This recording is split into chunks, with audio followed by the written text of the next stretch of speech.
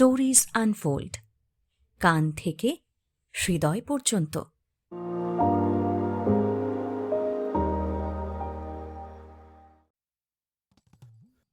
Stories আনফোল্ডে আজকের গল্প শিবরাম চক্রবর্তীর লেখা আস্তে আস্তে ভাঙো। এই গল্পে প্রচুর মিউজিক এফেক্টস আমরা ইউজ করেছি।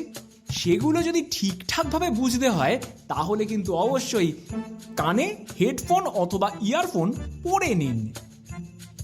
আমাদের গল্প কেমন লাগছে তা জানাতে কিন্তু ভুলবেন না। আর যদি আরও একটু বেশি ভালো লেগে যায় তাহলে একটা লাইক, একটা কমেন্ট আর একটা শেয়ার হয়ে যাবে না?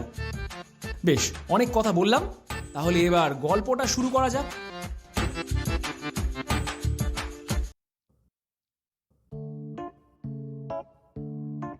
এমন একটা দুঃসংবাদ আছে যা আস্তে আস্তে ভাঙতে হয়, নতুবা যার কাছে ভাঙবার তাকে যদি এক চোটে বলে ফেলো সে নিজেই ভেঙে পড়তে পারে। তাকে আস্ত রাখাই কঠিন হবে তখন। এই ধরো না কেন, কেউ হয়তো লটারিতে লাখখানেক টাকা পেয়ে বসেছে, তাকে কি ঝট করে সে কথা বলতে আছে কখনো? যদি বলো সে টাকা আর তার ভোগে লাগবে না, তার শ্রাদ্ধে 12 ভূতের ভোজেই বেরিয়ে যাবে সব। সেইটাই সম্ভব। শোনা যায় কবে কোন এক সহিস নাকি ডার্বি জিতেছিল এবং তার সাহেব সে খবরটা না সহজে বেফাস করেনি, সইয়ে সইয়েই বলেছিল। প্রথমেই এক চোট শঙ্কর মাছের হুইপেই দস্তুর মতো এক দফা তাকে চাপকে নিল। তারপর যখন সে প্রায় আধমরা যায় অবস্থা, তখন তার কাছে চাপকানির অর্থ ব্যক্ত করল, এবং সে অর্থ খুব সামান্য নয়, ডার্বির ফার্স্ট প্রাইজ। বুঝতেই পারছো। দুঃখের বিষয়, আমার কোনো শত্রু ভুলেও কখনো ডার্বি জেতে না যে মনের সুখে কষে তাকে ঘা কতক বসাতে পারে। মনের দুঃখ মিটিয়ে নি। ডার্বির ফার্স্ট প্রাইজ কোনো শত্রুতে কিংবা কোনো বন্ধুতেই মেরেছে। বন্ধু মারলেই বা ক্ষতি কি? এটা সত্যি খুব শোকাবহ সংবাদ, সন্দেহ নেই। কিন্তু মাস্তুতো ভাইয়ের খুড়শ্বশুর মারা যাওয়ার খবরটাই কি তার চেয়ে কিছু কম শোচনীয়? অথচ সেই দুঃসংবাদটাই টেলিগ্রাফের মারফতে এই মাত্র আমার হাতে এসেছে। নকুরের খুড়শ্বশুর ইহলোকে আর নেই, এবং নকুর যেরকম শ্বশুর কাতর, খুড়শ্বশুর অন্তপ্রাণ, সে তো কেবল আমিই জানি। কি ভাগ্যিস তার খুড়তো শালার পাঠানো তারটা তার হাতে না পড়ে আমার হাতে এসে পড়েছিল, নয়তো এতক্ষণে সে হার্ট ফেল করেই বসেছে, কিংবা খুড়শ্বশুরের সহমরণে যাবার জন্য সাজগোজ করতে লেগে গেছে,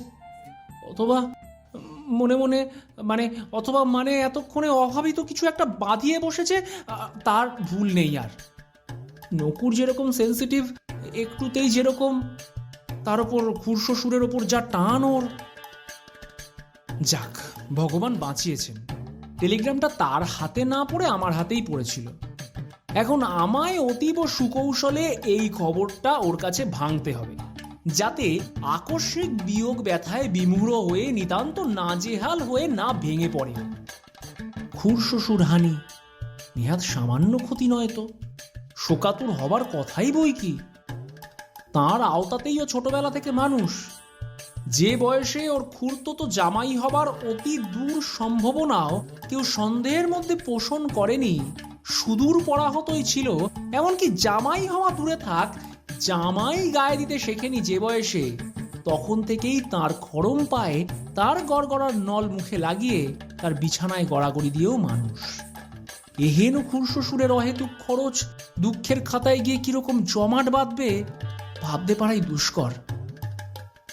না, খুব আস্তে আস্তে ভাঙতে হবে কথাটা, বেশ কায়দা করে, যাতে এত বড় ক্ষতিকেও ক্ষতি বলেই না গ্রাহ্য করে, বরং সব দিক খতিয়ে সমস্ত বিবেচনা করে ভগবানের ওই মার্কে লটারির ফার্স্ট প্রাইজ মারার মতোই নিদারুণ লাভের ব্যাপার বলে ঠাউরাতে পারে, সেইভাবেই কথাটা পারতে হবে তার কাছে। পারবো তো বটে, কিন্তু পারি কি করে? ওর খুড়শ্বশুরের আর কি বলা নেই কওয়া নেই, হট করে গেছেন। অম্লান বদনে নিজের ভবলীলা সাঙ্গ করে বসে আছেন, কিন্তু ওর এই হঠকারিতার ধাক্কা অপরে সামলাতে পারবে কিনা, বিশেষ করে তার খুড়তো না নাকি ভাইপো তো জামাইয়ের পক্ষে তা কতদূর শোচনীয় হবে সেই কথা ভাববার অবকাশও হয়তো তিনি পাননি। কিন্তু কিন্তু নকুরের খুড়তো তো শালাকেও বলিহারি। সে বিনা বাক্য ব্যয়ে তক্ষুনি একটা টেলিগ্রাম করে, টেলিগ্রামের মাত্র একটি বাক্য, খুব সংক্ষেপের মধ্যেই এত বড় একটা মর্মন্তুদ খবর এক লাইনেই সেরে দিয়েছে। তার এক কিস্তিতেই যে কেউ মাত হতে পারে, সেদিকে মাথা না ঘামিয়েই। সেই এক বাক্য, একটি মাত্র বাক্যই, সেই এক সেন্টেন্সই যে একজনের বেলায় ডেথ সেন্টেন্স হতে পারে সেটা তার খেয়াল ছিল না। বাস্তবে কি আশ্চর্য এরা, এদের অদ্ভুত কার্যকলাপ, মর্মভেদী কাণ্ড কারখানা সব, যার মর্ম ভেদ করাই কঠিন। কিন্তু আমাকে কি ফ্যাসাদে ফেলেছে ভাবো দেখিয়ে। কি মুশকিলই যে বাঁধলো এখন ওদের। আর কি, ওরা তো চট করে সেরেছেন, সরেছেন, নিজেদের কাজ গুছিয়ে নিয়েছেন বলতে আর কি। কিন্তু আমার অত চাটুকারিতা নেই। আমার পক্ষে তো ওদের মতো এমন বাস্তবাগী সভা চলবে না।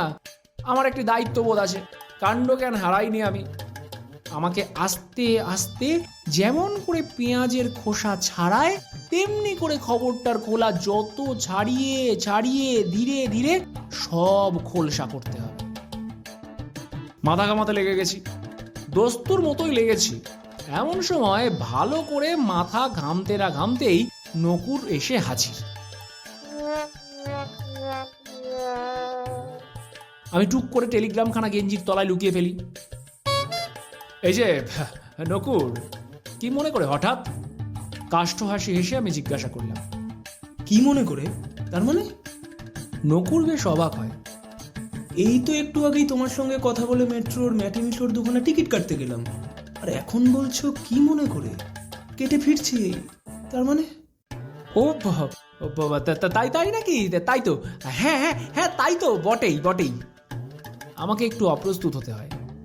সঙ্গে সঙ্গে আমাকে যে প্রস্তুত হতে হবে সে কথাটাও আমার মনে পড়ে যায়। তা বটে, তা তো বটেই। এই তা টিকিট কিনে ফেলেছো নাকি? আমি বলছিলাম কি, বায়োস্কোপটা আজ না দেখলে হতো না? বাহ, চার্লি চ্যাপলিন যে। নকুর বলল কেবল, ওর বেশি বলার সে প্রয়োজনই বোধ করলো না। চার্লির দি কিড। ও তাই নাকি? Charlie Chaplin? তাহলে তো তাই তো বটে। তাহলে আর কি করে কি হয়? তাহলে তো অবশ্যই did a man go to the kid. First বুকের পড়াও যে এখনো ভুলিনি তার জানান দি। সে ম্যান আর আমি, হ্যাঁ মানে আমি ছাড়া আর কে? বলছিলাম কি, আজকের দিনটা গীতা পাঠ করে কাটালে কেমন হতো?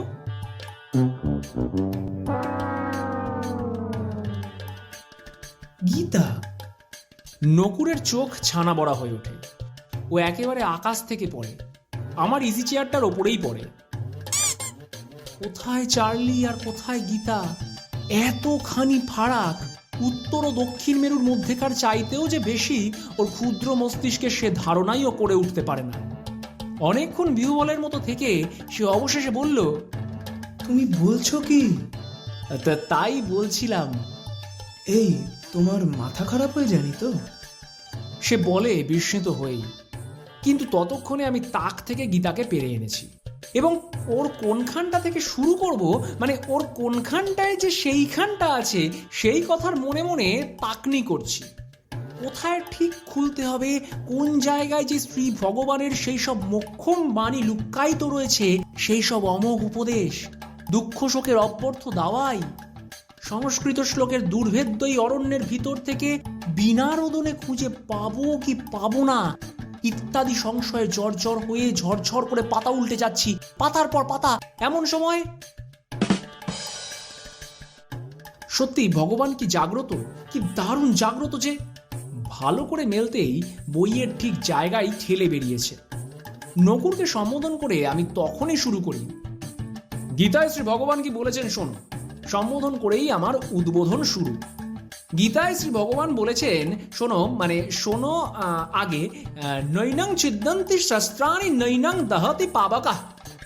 এর মানে কিছু বুঝলে? বুঝতে পারলে কিছু?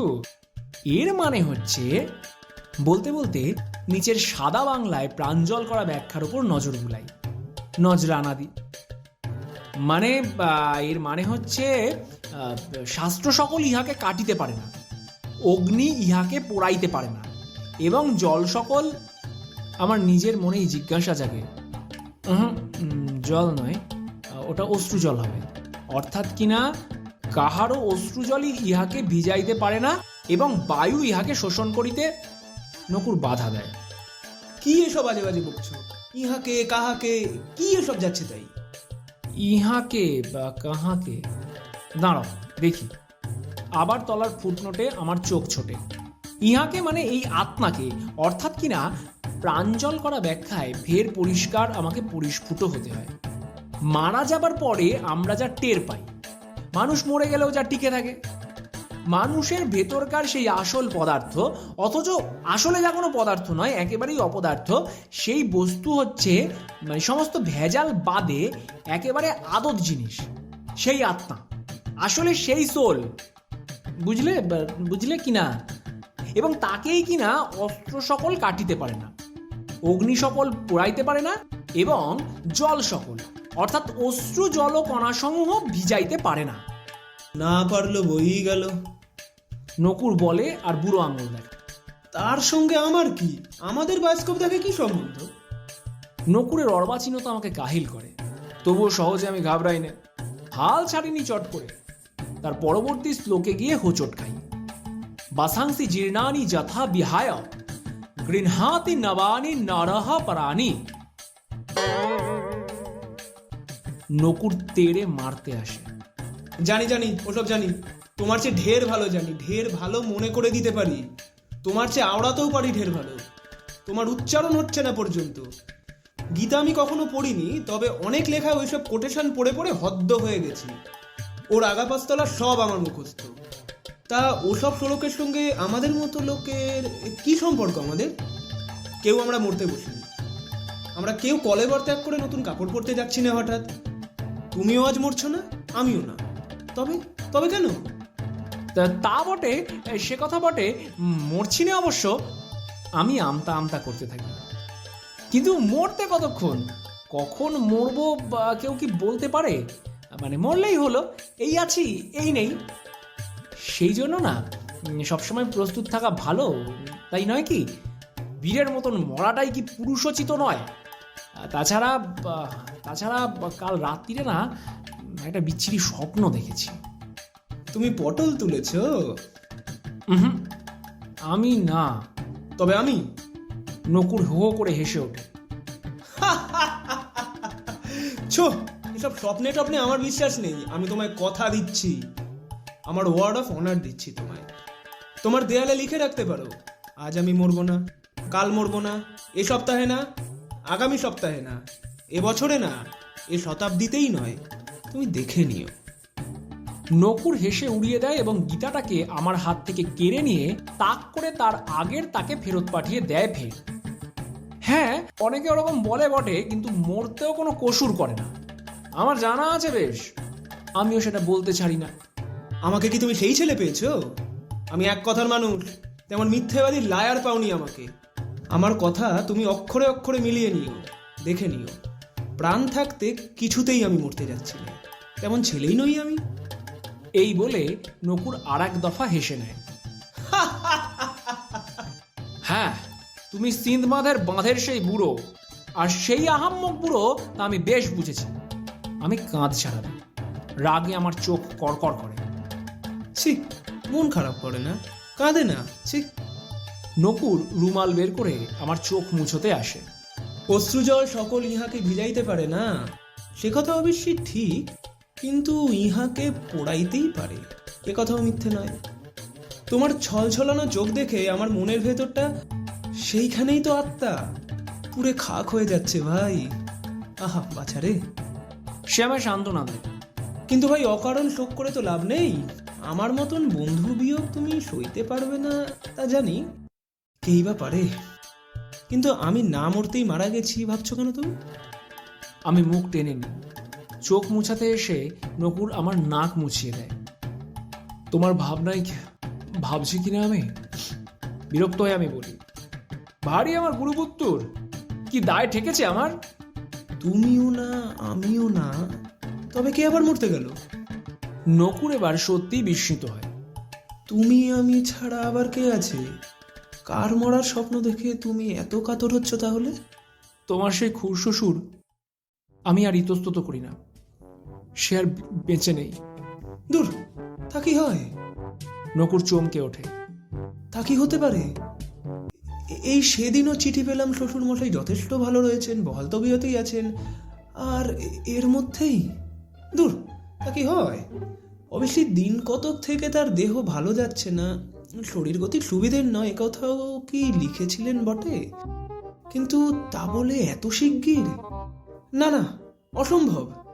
ইদানিং একটু বাতেও ধরেছিল, ব্লাড প্রেশারও বেড়েছিল নাকি, পক্ষাঘাতের মতোই হয়েছিল প্রায়, কিন্তু তবু এত তাড়াতাড়ি তিনি আমাদের মায়া কাটাবেন তা ভাবতেও পারা যায় না। দেখতে না দেখতে ওর মুখ চোখ কাঁচুমাচু হয়ে আসে। কেন, ভালো মন্দ কোনো খবর পেয়েছো নাকি? চিঠি ফিঠি এসেছে কোনো? না, খবর আবার কি আসবে, চিঠি আবার পাবো কার, আমি টাল সামলাই। বলছি না যে স্বপ্ন। স্বপ্ন অনেক সময় সত্যি হয়, এ ধরনের স্বপ্ন প্রায়ই ফলে যায়, ফসকায় না প্রায়, আকছার দেখা গেছে। না, তুমি আমার মন খারাপ করে দিলে হে। খুড়শ্বশুর আমাকে অনাথ করে দিয়ে গেলে আমি আর বাঁচবো না। কি নিয়ে বাঁচবো, কার জন্য বাঁচবো, কি জন্যে, বেঁচে কিসের সুখ? জীবন ধারণে তখন আর আমার কি প্রয়োজন? হ্যাঁ, নকুর একেবারে কাঁদো কাঁদো হয়ে পড়ে।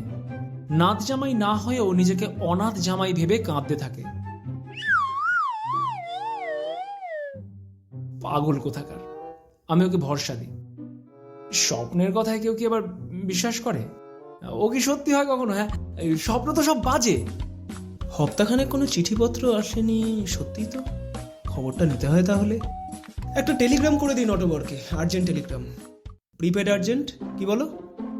এত তাড়াহুড়ো কিসের? খবর যখন আসেনি তখন বুঝতে হবে ভালোই খবর, তোমার খুড়শ্বশুর দিব্যি আরামেই রয়েছেন। না কি বলছো, চলেই যাই নেক্সট ট্রেনে? ঢাকা পৌঁছতে কতক্ষণ লাগে, কি বলো তুমি? অবাক করলে নকুর, সামান্য একটা স্বপ্নের ব্যাপারে তুমি এমন বেহুশ হয়ে পড়বে ভাবতে পারিনি। আচ্ছা লোক তুমি, যা হোক। না, আমার আর কিছু ভালো লাগছে না, ভারী বিচ্ছিরি লাগছে সব। না, বায়োস্কোপ আর যাবো না আজ।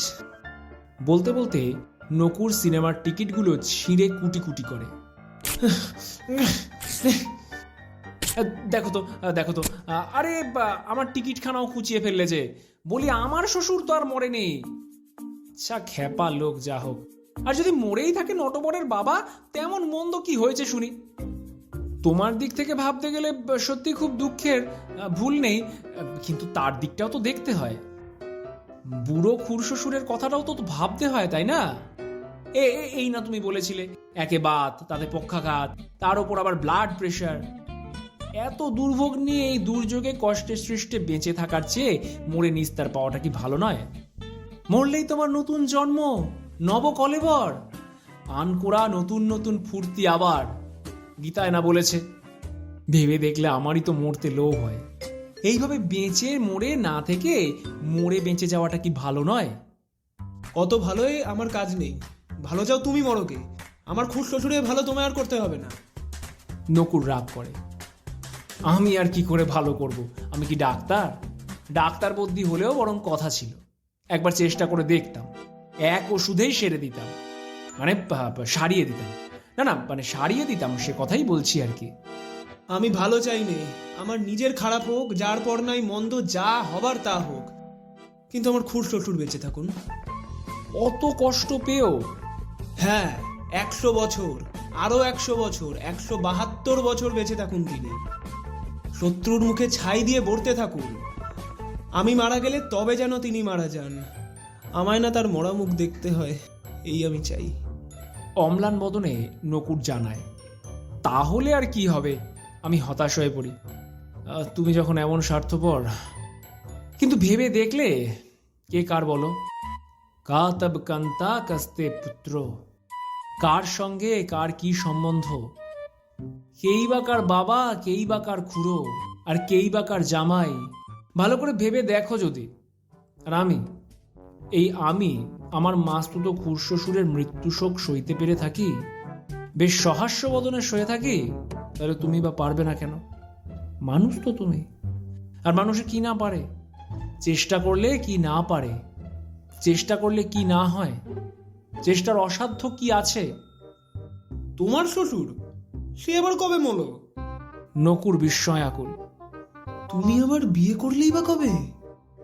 মাস্তুতো খুড়শ্বশুরের কথা বলছি নে, আমি বুঝিয়ে দিই। তুমি আমার মাস্তুতো ভাই, সেটা ভুলে যাচ্ছ। কিন্তু তোমার মাস্তুতো খুড় শ্বশুর তো সত্যিই মরেনি। তুমি তো স্বপ্নে দেখেছো তাকে। স্বপ্নই তো দেখেছি, আমি জানাই। কিন্তু মরলেও তো কোনো ক্ষতি ছিল না। পরলোকের সুখ স্বাচ্ছন্দ্যের কথা তো জানো না? মরবার পরে কি অদ্ভুত আরাম যদি জানতে, সে যে কি আয়েশ। এক দণ্ড এখানে বাঁচতে না তাহলে। দাঁড়াও, পরলোকের কথা বইটা পড়ে শোনাই তোমায়। পরলোক আমার মাথায় থাক, টেলিগ্রামটা করে আসি আগে। নকুর বেরিয়ে পড়ে, উহু শ্বাসে বেরিয়ে যায়। আমি ভাবতে থাকি, এটা কি খুব ভালো হলো? খবরটা না ভেঙে এইভাবে মোচকে রাখাটা কি অনুচিত হলো না? দুপুরের দিকে ফিরে এলো নকুর, হাসি হাসি মুখেই ফিরল। হ্যাঁ, পরলোকের কথা কি বলছিলে তখন? কই বইটা পড়ে শোনাও তো শুনি। বউ বলল স্বপ্ন ফলে বটে, কিন্তু হুবহু ঠিক ঠিক কখনো ফলে না। যার মারা যাবার স্বপ্ন দেখবে সে মরবে না, তার কাছাকাছি আর কেউ অক্কা পাবে। তার মানে খুড়শ্বশুরের কোনো ভয় নেই। যদি মরতেই হয়, তার কাছাকাছি আর কে? আমিই আছি, আমি মারা যাব তাহলে। অতএব পরলোকের হালচাল জানতে হলে আমারই তা জানা দরকার এখন। নকুর জানায়, সমুজ্জ্বল মুখে জানায়, অকুত ভয় নকুর, শ্বশুর গদগদ নকুর। পরলোকের কথা বইটা খুঁজে বার করতে হয়, কিন্তু সেটা বেরোয় না। বিস্তর খোঁজাখুঁজির ফলে ওর হিন্দি সংস্করণ পরলোক কি বাত বেরিয়ে আসে। অল্প স্বল্প হিন্দি যা জানি তারই সাহায্যে কথ্য বাংলা আর অকথ্য হিন্দির সহায়তায় যথাসাধ্য ব্যাখ্যা করে উতরে যাই। ও উৎকর্ণ হয়ে শুনতে থাকে। সমস্ত টেনে টুনে নকুর দীর্ঘ নিঃশ্বাস ফেলে। পরলোকটা নেহাত মন্দ নয় তাহলে। ইহলোকের চেয়ে ঢের ভালোই দেখছি। কি বলছিলাম তবে? সে কথাই তো বলছিলাম তখন। আমি ওকে উৎসাহ দিই। হ্যাঁ, মারা গেলে মন্দ হয় না নেহাত। আমিও তো তাই বলছি হে। মারা পড়বার মতো আর কিছুই নেই, ভারী উপাদেয়। সে কথাই তো বলছি হে, মারা যাওয়া অতিশয় ভালো, তোমার পক্ষে, আমার পক্ষে, তোমার খুড়শ্বশুরের পক্ষে। না না, খুড়শ্বশুরের কথা বলো না। তুমি আমি মারা যাই ক্ষতি নেই, কিন্তু খুড়শ্বশুরই বা নয় কি জন্য? তিনি বা কেন এখানে একলাটি পড়ে থাকবেন? কি সুখেই বা পড়ে থাকবেন? তাকে ছেড়ে আমি বা সেখানে থাকবো কি করে? তাই বলো, সেইটাই তো ভাবতে বলছি। আমি তোমার খুড়শ্বশুরকেও সঙ্গে নিতে বলছি। খুব মন্দ বলেছি কি? নকুর নতুন করে ভাবতে থাকে। নতুন দৃষ্টি খুলে যায় ওর। ঢালের অন্য ধারটাও ওর নজরে পড়ে। খুড়শ্বশুর ব্যতি রেখে জীবন ধারণ যেমন বৃথা, মরণ লাভও তেমনই ব্যর্থ। তবেই বোঝো, আমি ওকে পুনরায় প্রণোদিত করি। মরার ওপরেই খাড়ার ঘা মারতে হয়, কি করব? আগুনের মধ্যে আগানো লোহাকেই তার গরমির মাথায় মারো, মারের চোটে বাগাও, তাই নিয়ম। তা বটে। দীর্ঘ নিঃশ্বাস ফেলে ঘাড় নাড়ে নকুর। তাই বটে। তাছাড়া আরো দেখো, মারা যাবার সুবিধাও অনেক। এই আমার মাস্তুতো খুড়শ্বশুরের কথাই ধরো না। তিনি না হয় বেঁচেই আছেন, থাকুন, তাতে ক্ষতি নেই। কিন্তু কিরকম অসুবিধায় ফেলেছেন তোমায় ভাবো দেখি। কেমন আছেন টেলিগ্রাম করে কখন খবর আসবে হাঁপিত্তেসে বসে থাকতে হচ্ছে। অথচ তিনি মারা গিয়ে থাকলে তার কথাটি ছিল না। প্ল্যানচেট করে কখন তাকে টেনে আনা যেত, সশরীরেই টেনে আনা যেত এখানে। সূক্ষ্ম শরীরে যদিও, তারপর যতক্ষণ খুশি তার সঙ্গে আলাপ করো, বাধা ছিল না কোনো। দিন রাত দুবেলায় তাকে টেনে এনে গল্প জমাও না, আপত্তি কি, বাধা কোথায়? পরলোকের কথা তো নিজের কানেই শুনলে। এখন খুড়শ্বশুরকে প্ল্যানচেটে আনা যায় না এখানে? নকুর জিজ্ঞেস করে। এই এখনই? এখন কি করে যাবে? জলজান তো বেঁচে যে এখনো। আমি বলি, প্ল্যানচেটে শুধু আত্মারাই আসতে পারে, জ্যান্ত মানুষ আসবে কি করে? জ্যান্ত মানুষের কি আত্মা আছে? তা বটে, তাদের কেবল হাড় আর মাংস। তার ভেতরে আত্মা থাকলেও তার পাত্তা নেই। নকুরকে সায় দিতে হয়। তার উপরে বাত আর পক্ষাঘাত, তা নিয়ে নড়াচড়া করাই দেয়। আমি যোগ করে দিই, নড়লেও খুব কষ্ট, আবার তাহলে তোমার মতে আমার খুড় শ্বশুরের মরাটাই বাঞ্ছনীয়? নকুর প্রশ্ন করে। তুমি তো তাই বলছো। আমি কিছু বলছি নে, তুমি যদি সদা সর্বদা তাকে হাতে নাতে পেতে চাও, কাছাকাছি রেখে কথাবার্তা কইতে চাও সব সময়, তাহলে তোমার দিক থেকে তুমি নিজেই ভেবে দেখো না কেন? নকুর ভাবে। ভেবে দেখলে তোমার কথাটা ঠিক। থেমে থেমে সে বলে, আমি কি আর বেঠিক বলি? ভাবো তো, কোথায় তুমি রয়েছো এখানে, আর কোথায় তোমার সেই খুড় শ্বশুর, ঝাকরদা না মাকড়দা না কোথায় ঢাকায় পড়ে রয়েছেন? কতদিন তুমি তার কথামৃতে বঞ্চিত, তার সঙ্গসুখ লাভ করনি কতদিন, তার রূপ সুধা পান করতে পাওনি। অথচ তিনি মারা যেতে পারলেই আজকেই এই মুহূর্তেই তাকে তুমি নিজের কাছে আনতে পারো, তারপর মনের মতো করে আলাপ জমাও। মন্দ কি? বাস্তবিক ভেবে দেখলে অনেকদিন আগেই দেহরক্ষা করা উচিত ছিল ওর। এভাবে বেঁচে থেকে, দূরে সরে থেকে কি লাভ হচ্ছে ওর? তার চেয়ে কিন্তু একটা কথা, মরবো বললেই তো আর ঝট করে মরা যায় না। মরলে তো উনি বাঁচেন, বুঝেছি, কিন্তু মরবেন কি উপায়ে? বাতে পক্ষাঘাতে তো পরমায়ু আরো বেড়ে যায় শুনেছি। ভালো বদ্যিরাও নাকি বধ করতে পারে না তখন। তবে তাহলে তার পথ কিছু ভেবেছো? নকুরের শেষ প্রশ্নে পথের দাবি। ভগবানের কৃপা থাকলে কি না হয়, সবই হতে পারে। জ্যান্ত মাছেও পোকা পড়ে তার দয়ায়, বলে কুক্ষিগত টেলিগ্রামখানা বার করে ওর হাতে দিই। মারে হরি তো রাখে কে? ওর সমস্যা পীড়িত মুখমণ্ডল থেকে আলো বিকিরিত হতে থাকে। যাক, ভালোই হয়েছে তাহলে। একটা দুর্ভাবনা দূর হলো। ফিরতি পথে একটা প্ল্যানচেট নিয়ে ফিরলেই হবে।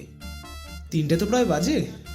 চলো এখন মেট্রোয় যাওয়া যাক, নতুন করে টিকিট কেটে চার্লি চ্যাপলিনের ছবি দেখি গিয়ে।